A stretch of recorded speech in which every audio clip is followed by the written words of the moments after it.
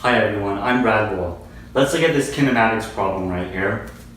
So the question asks, if we have two projectiles launched at the same time, at this point right here, one of the projectiles is launched an angle of theta above the horizontal, and the other is launched at an angle of theta below the horizontal, like so. What will be this distance between where they land?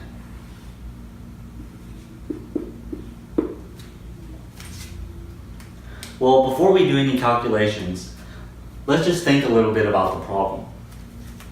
And so we can see that a similarity is that they both have this angle theta, and even though this one is below the horizontal, this velocity is in the very beginning below the horizontal at an angle of theta rather than above. You'll notice that whenever this projectile that's traveling along this path, whenever it gets to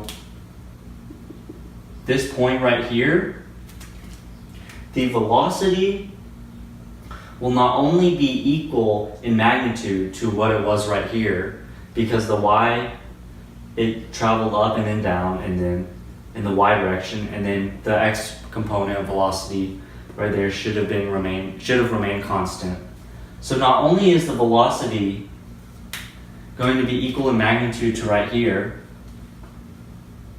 it'll be in this downward direction, but it'll also be at an angle of theta, where this theta is equal to right here and right here.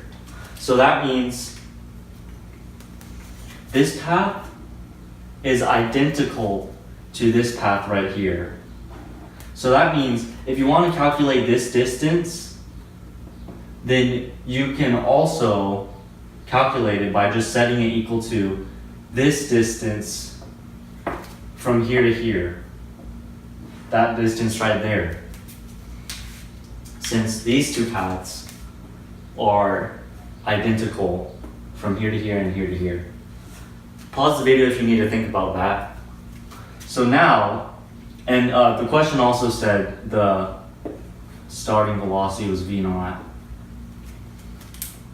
So the horizontal distance traveled in this scenario, I want you all to derive or to solve that problem first and then memorize your answer, because that distance right here, which is also equal to d, is going to be equal to 2 v naught squared. Here, let me write it outside of the sunlight. 2 v naught squared sine theta cosine theta.